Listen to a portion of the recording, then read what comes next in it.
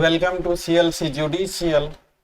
यह वीडियो मैं खासकर उन स्टूडेंट्स के लिए जो LLM क्वालिफाई कर चुके हैं, नेट क्वालिफाई कर चुके हैं, लॉ कॉलेजेस में असिस्टेंट प्रोफेसर के तौर पे पढ़ा रहे हैं। यह वीडियो खासकर उन स्टूडेंट्स के लिए है।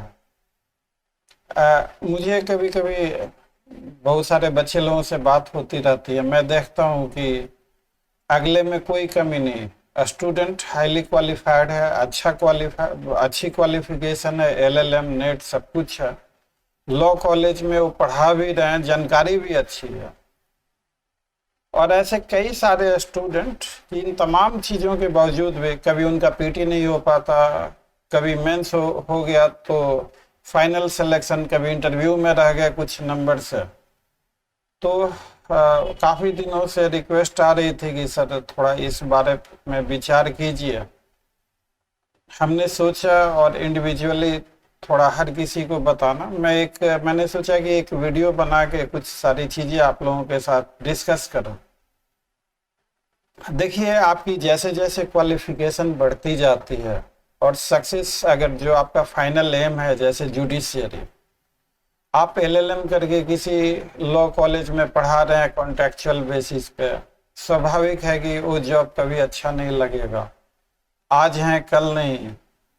तो स्वाभाविक है हर स्टूडेंट का यह काफ़ी सपना होता है कि एक अच्छी जॉब हो, रेस्पेक्टेबल हो, तो तमाम। लेकिन आखिर वजह क्या है कि तमाम जानकारियाँ, नॉलेज, पोटेंशियल्स, टैलेंट भी होने के बावजूद भी उनके रिजल्ट उतने अच्छे नहीं हो पाते।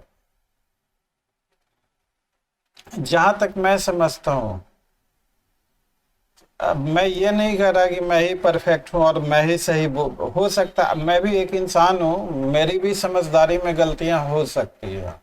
मैं दोबारा रिपीट कर दूँ, मैं ये नहीं कह रहा है कि मेरा ही ओपिनियन ठीक है।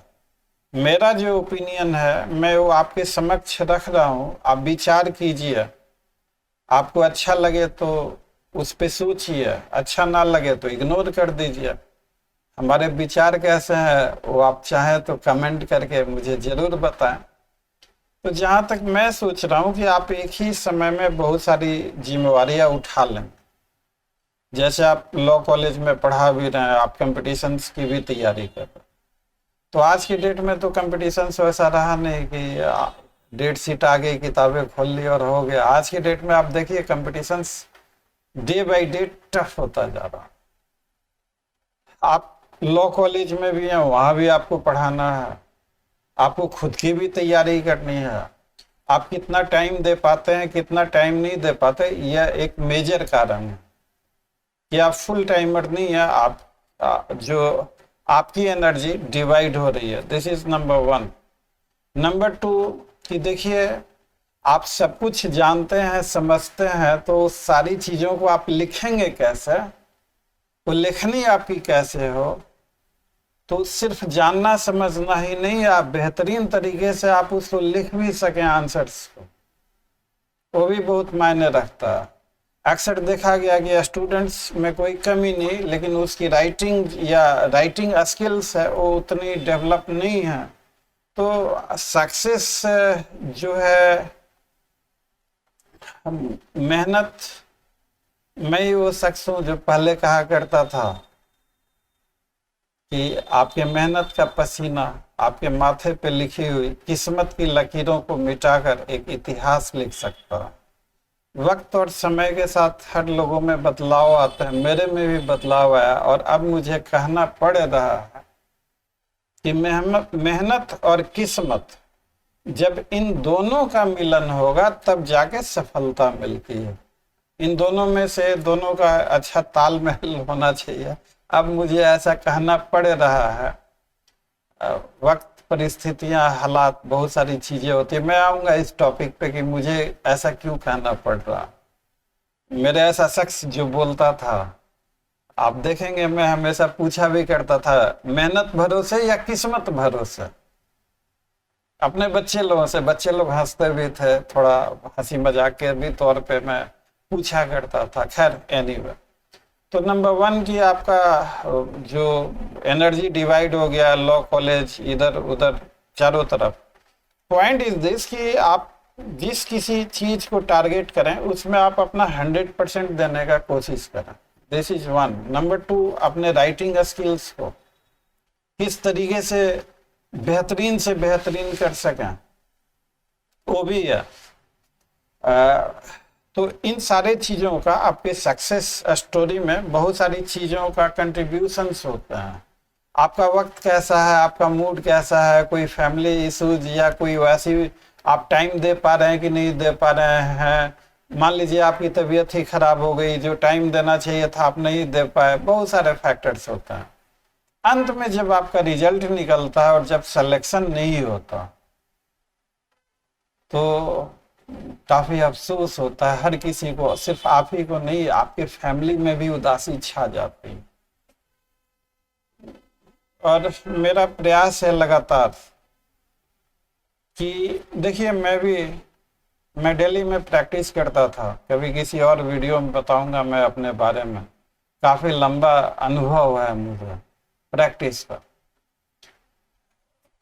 कुछ ऐसा वक्त आया कि मैंने डिसाइड किया कि भाई जो लॉ के स्टूडेंट हैं उनको मैं कुछ सिखा सकूं, तालीम दे सकूं। मैं आ गया टीचिंग में, पढ़ाने लगा। सफलता और असफलता पे मैं बता रहा हूँ। आप देख ही रहे होंगे आजकल रात के 12-12 1-1 बजे तक हमारी बिहार एपीओ इंटरव्यू की क्लासेस चल रही हैं। बहुत सुबह 6 बजे से काम करना शुरू करते हैं और रात के 12-1 बजते हैं लगातार उसी में तो ये कर रहे हैं। अब हमारी भी देखिए, हमारे बच्चे लोग क्वालिफाई करते हैं, रिजल्ट निकलने के बाद, मैं सबकी बात नहीं कर रहा हूँ, रिजल्ट निकलने के बाद हमारा फ़ोन तो नहीं उठाता, लेकिन उनका वीडियो वायरल हो रहा है किसी और के साथ, कोई और गॉडफादर हो गया उनका। हमें इन चीज़ों से अफसोस नहीं है, क्योंकि मैं समझता हूँ कि अगर कोई टीचर क्रेडिट ऑफ सक्सेस लेता है तो टीचर के लायक नहीं है मेरे हिसाब से, वो शिक्षा का धंधा करता है। और हमारा संकल्प यही है, एजुकेशन बी नॉट कमर्शियलाइज्ड।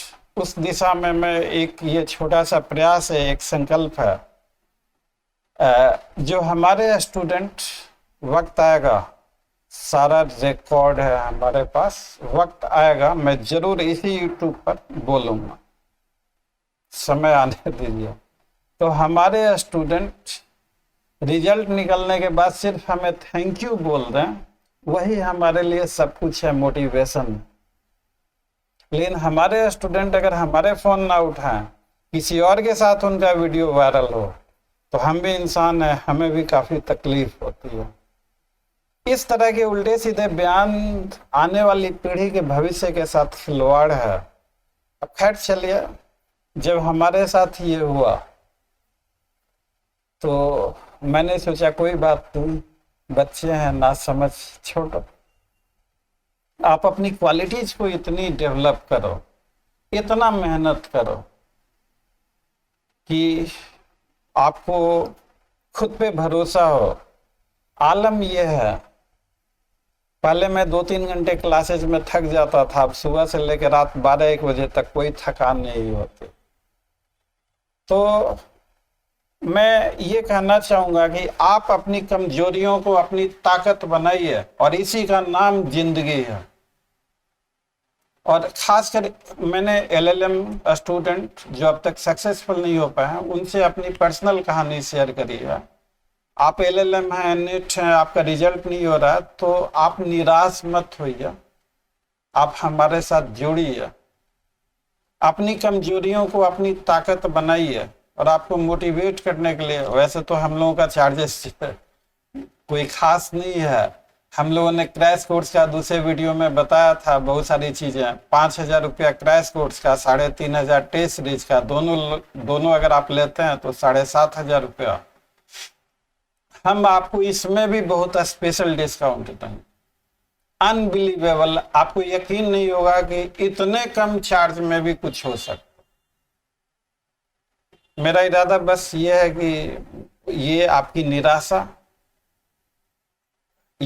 निराशा आपकी सफलता में बदले, एक सफलता की कहानी हम लोग मिलकर लिख सकें। और देखिए, बहुत सारी चीजें, कभी कभी ऐसा होता है कि आप मेहनत बहुत कर रहे हैं, आपको उसका फल नहीं मिलता। क्या कहा गया गीता में? कर्मण्येवाधिकारस्तु मा फलेषु कदाचन। आप कर्म कीजिए, फल की चिंता छोड़ दीजिए ऊपर वाले, देर सवेर जरूर आपको रिजल्ट मिलेगा। और एक दो चीज में मजाकिया लहजे में कि देखिए, ये जो एलएलएम स्टूडेंट हैं तो कुछ टर्म्स कंडीशंस हैं, तो आपसे इंडिविजुअल आपसे बातचीत करके वो सारी चीज़ें तय होंगी। उन सारी चीज़ों को यहाँ यूट्यूब पर शेयर कर पाना मैं उसे ठीक नहीं समझता। इसमें ये हो सकता है कि किसी स्टूडेंट को एलएलएम वाला कोई है, उसको बहुत ज़्यादा डिस्काउंट मिल गया, दूसरा कोई एलएलएम वाला है उसको उतना डिस्काउंट नहीं मिल सकता। तो इसमें देखिए, अगर एक को डिस्काउंट मिला दूसरे को नहीं मिला, डिस्क्रिमिनेशन सीधा। अब मैं आपसे सवाल ये पूछूंगा कि ये जो डिस्क्रिमिनेशन, जो किसी को डिस्काउंट देना किसी को नहीं देना, तो is it violative of article 14? क्या आर्टिकल 14 प्राइवेट पर्सन पे भी लागू होता नहीं होता? कानून की थोड़ी बात कर लें। क्या ये जो डिस्क्रिमिनेशन है, क्या कि किसी को देना किसी को नहीं देना, व्हाट आर दोज कंसिडरेशन? क्या वो reasonable classification based upon intelligible difference या है या नहीं है? क्या मैं अपनी मनमाने तरीके से किसी को फेवर करूं किसी को ना फेवर करूं as being a private person, क्या कानूनी रूप से? तो जस्ट हंसी मजाक के तौर पे। तो खैर एनीवे, मैं उन तमाम एलएलएम और नेट स्टूडेंट से अपील करता हूं, आप आइए हमारे साथ जुड़िए, हम और आप मिलकर इस सफलता की कहानी को लिखें। ये जरूर है कि सफलता में किस्मत के रोल को नज़रअंदाज नहीं किया जा सकता, लेकिन साथ में यह भी नहीं भूलना चाहिए कि जब आपकी मेहनत कंप्लीट होगी तब सफलता में किस्मत की बात आती है। अगर आप मेहनत नहीं करेंगे तो फिर किस्मत नहीं अपना काम कर पाएगी। अगर आपने मेहनत किया तब थोड़े बहुत वो चांसेस हो सकते हैं। तो एनीवे, आप ये तैयारी कैसे करनी है 32 बिहार जेमेंस की, कैसे लिखना है, क्या हम लोग ये भी प्लान कर रहे हैं कि कुछ अपने क्लासेज की लाइव वीडियो आने वाले वक्त में यूट्यूब पे शेयर किया जा सके। आपके कमेंट्स, आपके सुझाव हमेशा, that is very very important. अगर आपके पास कोई कमेंट सुझाव अगर हैं तो आप जरूर हमसे साझा करें कमेंट करके। अंत में, वीडियो अच्छी लगी हो तो वीडियो को लाइक, चैनल को सब्सक्राइब और इसे ज़्यादा से ज़्यादा शेयर कीजिए ताकि यह वीडियो हर ज़रूरतमंद स्टूडेंट्स तक पहुंच सके। See you again in next video, till then bye bye.